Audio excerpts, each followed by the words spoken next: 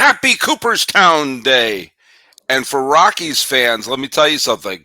This is a special day indeed. This is a live Locked On MLB. You are Locked On MLB. Your daily MLB podcast. Part of the Locked On Podcast Network. Your team every day.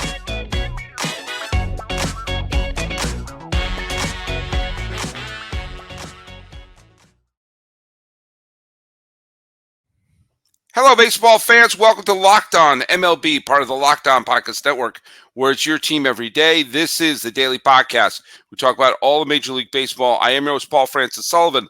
Please call me Sully. I am an Emmy-nominated television producer who has been a baseball podcaster for well over a decade now, and we are now in my sixth year as a host here on the Locked On Podcast Network. Follow us on Locked On MLB Pods on Twitter or whatever it's called now, and Instagram. Same handle. I'm at Sully Baseball on Twitter, Sully Baseball Podcast on Instagram. And today's episode is brought to you by FanDuel. Make every moment more. Right now, new customers get $150 in bonus bets guaranteed when you place a $5 bet. Visit FanDuel.com/lockedon to get started. Hey, today is a special day, especially if you are a fan of the Twins, of the Rangers. It's a tough day if you're a fan of the Dodgers. I'll explain why. But especially if you are a fan of the Colorado Rockies. So what better person to co-pilot today's flight than Locked On Rockies' own, the other Paul Francis of the Locked On world. Hey, bobblehead of his Hall of Fame man right there. I believe that's a Todd Helton, right? Oh, it's yeah. Paul Holden. I got the Todd Helton here. This is the big home run bobblehead, and then behind me it's hidden. But I got the special edition gnome fisherman version of Todd Helton, and just an amazing day for Colorado Rockies fans. Oh, it wasn't that long ago that there were a grand total of 0 Colorado Rockies in the Hall of Fame, and it looked like maybe Dale Murphy would have, a friend of the podcast, a wonderful, wonderful guy. Has been a very gracious guest on the show back in 2019, I think it was. But it would have been weird if he was the lone Colorado Rocky in the Hall of Fame. But the inaugural one was certainly a fan favorite with Larry Walker. But Todd Helton, I think that we can put to rest any conversation of who the greatest Colorado Rocky is of all time. It has to be Paul. It has to be Paul Holden, and also it has to be Mr. Todd Helton. It's not even a question, and it is so. It's vindicating for Rockies fans. I mean, because it's the constant Coors Field narrative, and Todd Helton breaks it and really sets the stage, because since Todd Helton and this induction, Rockies fans aren't really sure who the next Hall of Famer really will be. So for Todd Helton, Mr. Rocky, the face of the franchise, 17 years with the Colorado Rockies, to be remembered this way, this isn't a moment that can be understated in terms of significance. I mean, he is the face of the franchise. He is the guy when you think about the Colorado Rockies. He was the reason to tune in for 17 years. I can't even tell you how over the moon I am with today's news. And I've mentioned this particular moment in Rockies history with you before, but it's worth bringing up again. In 2006 or 2007, there were a lot of rumors that Helton was looking for a trade. There was rumors he may go to the Boston Red Sox. He may go to a contending team, because at that point he had been a Rocky for a decade. And I have a personal, for the lack of a better word, personal philosophy that in the age of free agency, you can't ask for more than 10 years from a player. I mean, in the age of free agency, if you gave your team 10 years and then you skedaddle, I don't want to hear anything about where's his loyalty. He gave you a decade. You had a decade with him, which is why I never had any problem with like Albert Pujols skipping town from St. Louis. I mean, what else do you want from the guy? And so if they had traded him away or if he had demanded a trade, he would have been well within his rights. However, he didn't. And he stayed. And that was the year where the Rockies had, let's face it, a slightly unexpected trip to the World Series. And when the Rockies got that final out, the image wasn't of who was the pitcher? Was it Fuentes? No one remembers who the pitcher is because it is the most iconic Rockies image. Todd Helton, hands to the sky. I've made it to the World Series, and not only made it to the World Series, I made it with the Rockies. And here's the thing: just because they lost the World Series doesn't mean that Rockies. Who did they lose to? I don't remember the sweep. Cleveland. Cleveland was one win away, and if they would have done it, the Rockies would have taken it. But regardless, sorry. I'm a jerk as a native New Englander and Red Sox fan. You're a Red Sox fan. You got to do it. My whole I got a whole side of the family that's Red Sox fans. But even with losing the World Series, me personally, I know I'm a homer. I'm Mr. Rockies guy. I know.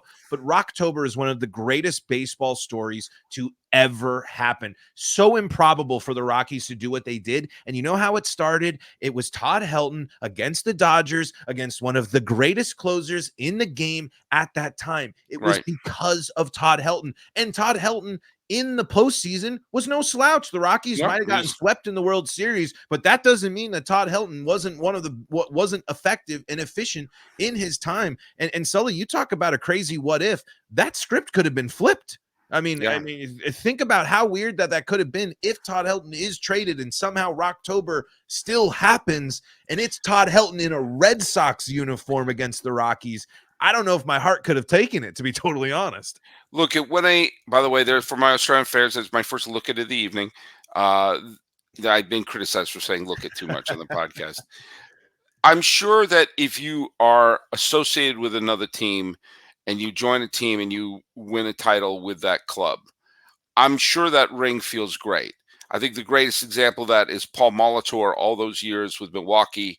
He comes to Toronto. He's the World Series MVP. I mean, he's spectacular. He's not riding the bench. He leads the Blue Jays to that title. And I'm sure the champagne tasted really sweet. But the idea of going to the World Series with the team that you stayed with your whole career, must be the greatest feeling. And let's take a quick peek. I don't think WAR is the end all or be all for stats, but the highest WAR for position players, Todd Helton. Highest offensive WAR, Todd Helton. Most games played in Rockies history, Todd Helton. Most at-bats, Todd Helton. Hits, Todd Helton. Runs scored, Todd Helton. Total bases, Todd Helton. Doubles, Todd Helton. Homers, Todd Helton. Runs batted in, Todd Helton. Walks, Todd Helton. Singles, Todd Helton. Adjusted batter rate. It's like that scene in the first base, Bugs Bunny. Second base, Bugs Bunny. Third base, Bugs Bunny. I mean, he just did everything for this team. And he did it for so long. Even in the injury years, he was so essential to this team. Every single Rockies player that interacted with Todd Helton has positive things to say about him.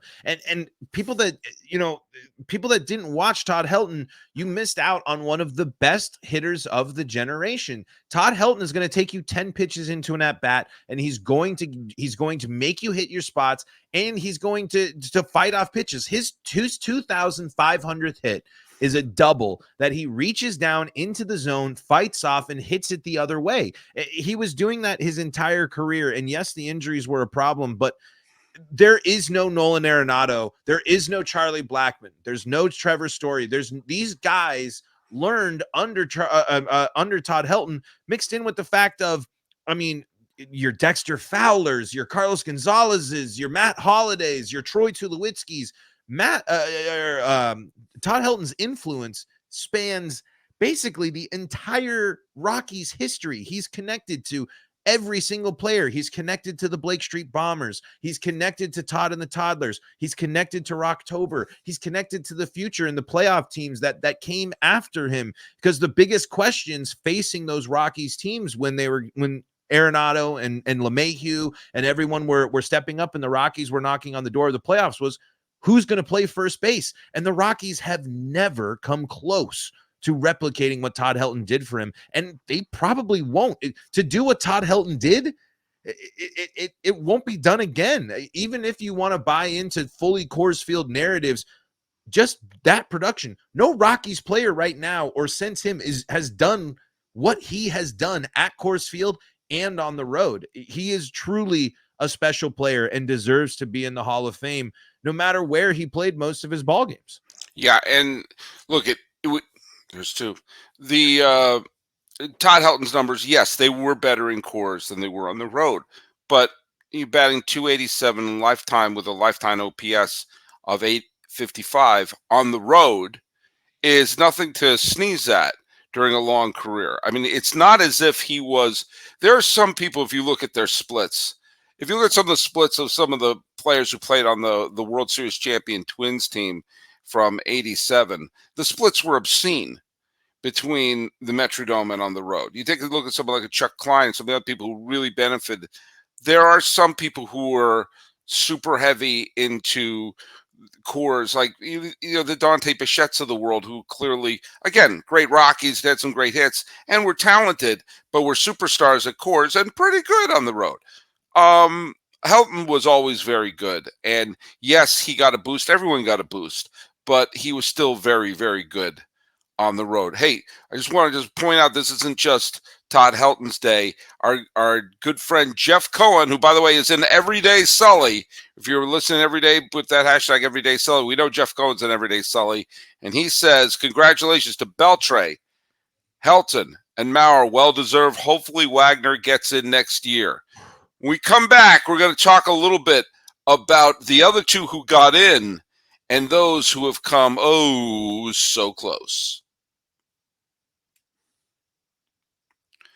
But first, we're going to talk a little bit about our friends at FanDuel. First, what I'm going to do is I'm going to get rid of this banner. Where's that banner at?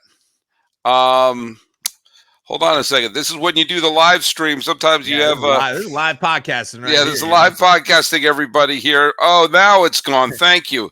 Wow, FanDuel. My humble apologies. I would have bet a lot of money that this was going to go without a hitch. But now we're talking about FanDuel because I don't know if you're aware of this. I have to be reminded this from time to time.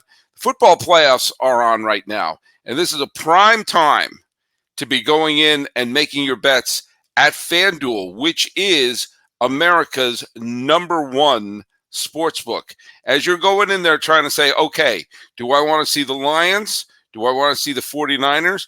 Do I want to see Baltimore? Do I want to see Taylor Swift? Who am I rooting for in this playoffs? Well, who are you going to put your money on?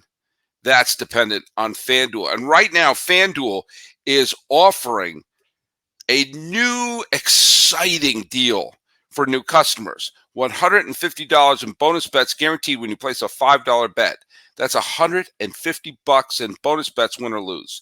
The app is so easy that you'll find new ways to use the word parlay.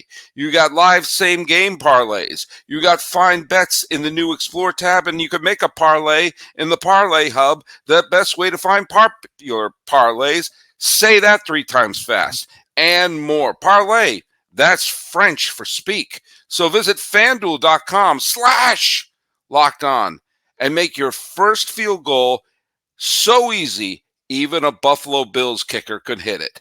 FanDuel, it's an official partner of the National Football League. Was that too soon, fans of Buffalo? Hey, quick reminder to all of you that Locked On has created the first ever national streaming 24/7 sports channel. That's right. Locked On Sports Today is here for you 24/7, covering the top sports stories of the day with the local experts of Locked On, plus our national shows covering every league. Go to Locked On Sports Today on YouTube and subscribe to the first ever national sports 24/7 streaming channel. Now, as much as you want this to be all Todd Helton all the time, and I get it. I get it. There's something to be said when your guy gets in. Oh, man. Do you want to do what it's for me when one of my guy who got in was Jim Rice? Mm-hmm. I love Jim Rice. And there was a lot of arguments against Jim Rice, and I understood every argument against Jim Rice. But here's the deal: I didn't care. I wanted Jim Rice in the Hall of Fame. I He can was relate. he was my guy. Yeah. I didn't care what anyone had to say. And so when he finally got in on the 98th ballot or whatever it was, I was thrilled. I was tickled. So yeah, that to me is that was a big moment when my guy got in. And the other one of my guys was Pedro Martinez. Oh yeah, of course. But for you, I would imagine both Helton and Larry Walker. Two of the foundational players of my love of not only Rockies baseball, but baseball in general. Larry Walker was my first ever favorite player. He was the first player I actually loved. And then Todd Helton was just, again, he's the reason I got my Todd Father shirt, by the way. He even got the recognition in the speech for the Hall of Fame. Todd Helton is the official Todd Father. I grew up watching him. I mean, I'm almost 30 years old. Almost half of my life has been spent watching Todd Helton play first base for the Rockies. It was, I will never forget running, screaming after he hit that home run against the Red Sox in his final homestand. I'll never forget Rocktober. There's just so many Todd Helton things. It just is incredible. And now, like I said, reflecting on it, I mean, this moment has to last a while, because who knows when this happens again for Rockies fans. Well, let's take a look at the other two who got in. Adrian Beltre got 366 votes, 95.1% of the ballots. An absolute no-brainer. 3,000 hits. Yep. Impossible not to root for. Great defensive player. Great longevity. He started so young in his career. He was in his mid-20s. He had already been in the league for 7 or 8 years at that point. By the way, and I mentioned this in the episode that I dropped earlier today, one of the great what-ifs about the Dodgers is, what if they had kept Adrian Beltre, Mike Piazza, and Pedro Martinez? 3 Hall of Famers right there who would have had all their primes not quite perfectly line up. Pedro and Mike Piazza's primes would have lined up, and then Beltre would have come right after that. But they didn't. And Adrian Beltre, by the way, good job, Red Sox, only having him for 1 year. Heaven forbid. Yes, I know they've won 2 World Series since, but I would have loved to have had Adrian Beltre there to root for a little bit longer. And he just became one of the foundational members of those wonderful Rangers teams. And you talk to Ranger fans, talk to them now that they can't shut up about winning the World Series. But Beltre is just a beloved player there. And Joe Mauer got in by the skin of his teeth. Yeah. Absolute skin of his teeth there.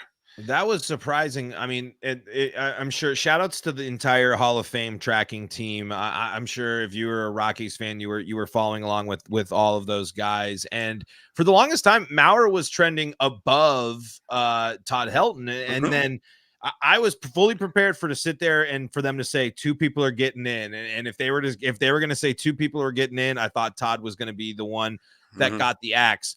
But I mean, these are 2 players that are, again, so synonymous with me growing up and watching the game. 2 guys that just were so good. And I just remember Adrian Beltre being someone that just embodied how fun the game of baseball can be. When you allow someone that actually was allowed to have his personality flourish in the game of baseball. And it's impressive to go to so many teams and be effective for so many teams. And then, it's tough. The Rangers didn't get the World Series back in the day, but to still contribute in that way. And again, Joe Mauer he's probably the Todd Helton for so many people that, like me, that grew up with Twins baseball in the same time period that I grew up with Todd Helton. Joe Mauer was the same way.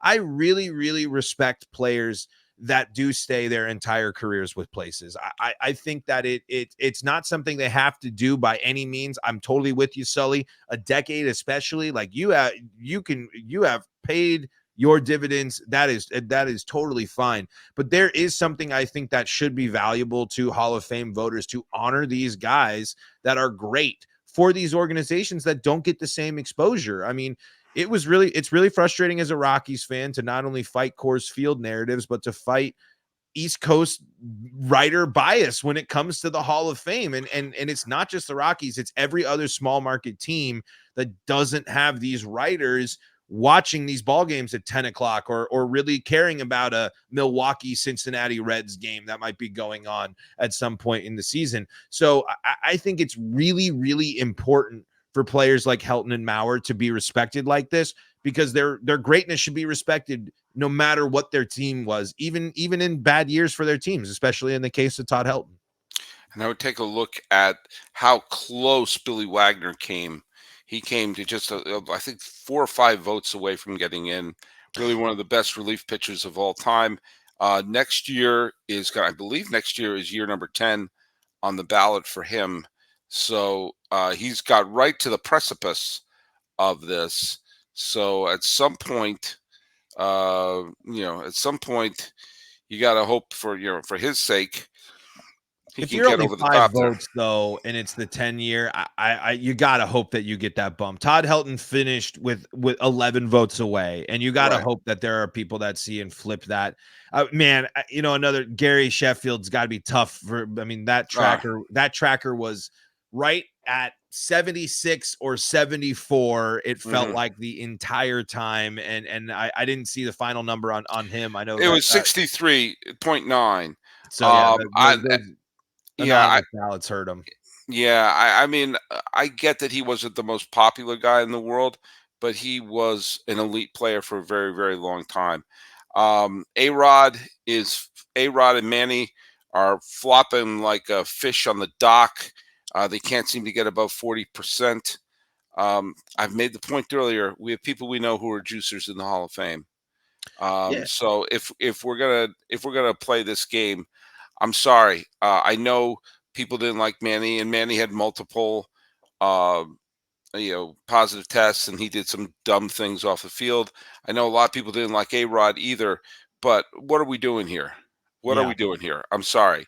I'm of the same boat there, where I think you can't tell the history of baseball without talking about the steroid era and talking about the greatness that still happened then.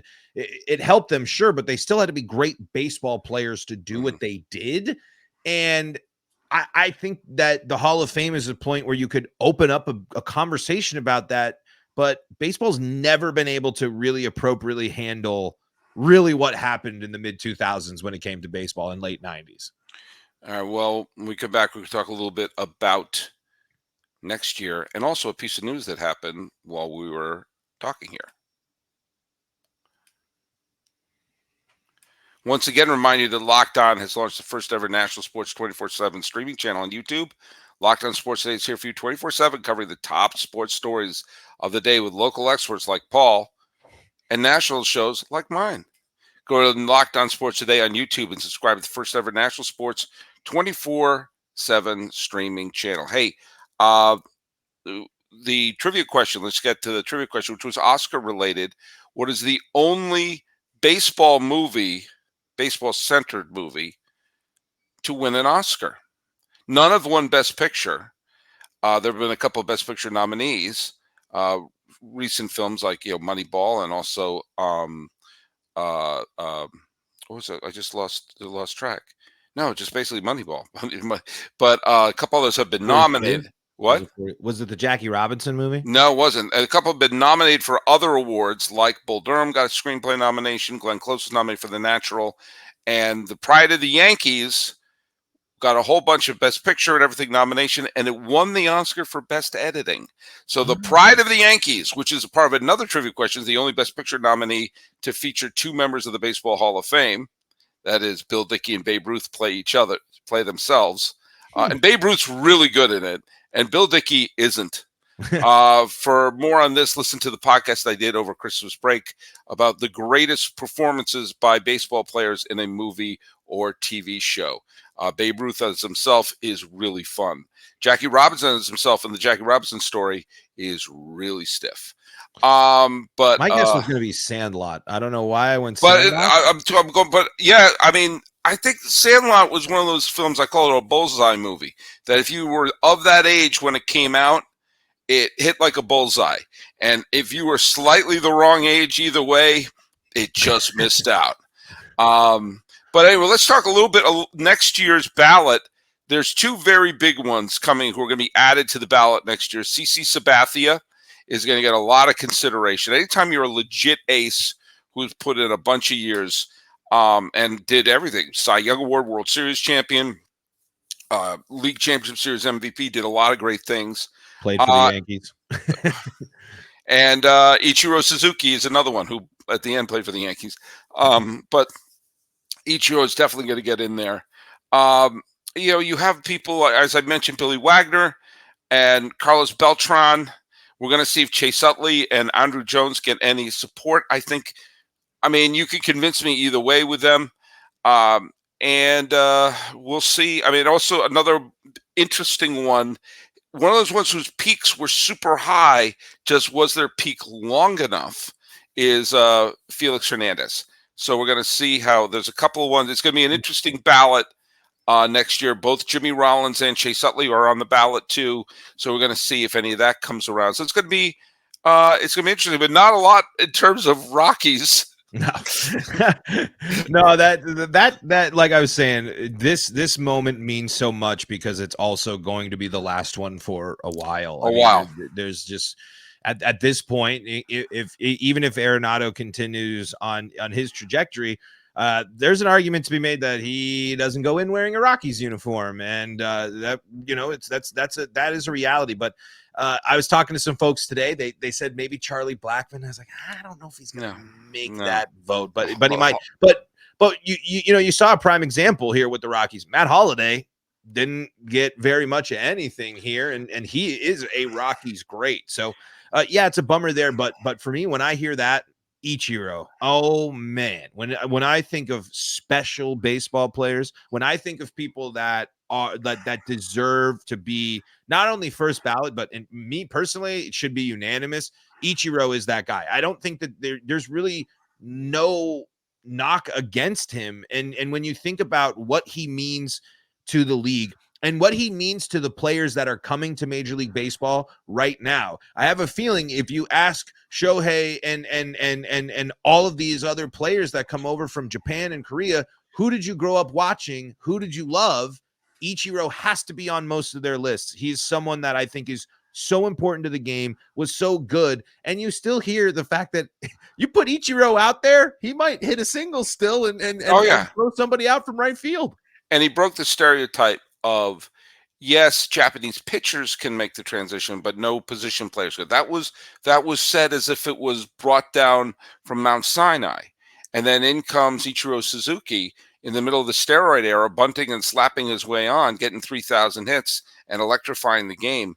He's a no-brainer. By the way, there is a person on the ballot who played the 10 years with the Rockies. Next year's ballot, played 10 years with the Rockies, was a batting champion, a Gold Glove winner, an All-Star, a Silver Slugger, had many, many terrific years, and again, did the 10 years with the team, 3 Gold Gloves. That would be Cargo. Carlos Gonzalez is going to be on the ballot, and no, he's not going to the Hall of Fame, but he had a wonderful career. Carlos Gonzalez is a all-time favorite Rocky, and I would say he has the sweetest swing I've ever seen, only rivaled by one person, and it's Ken Griffey Jr.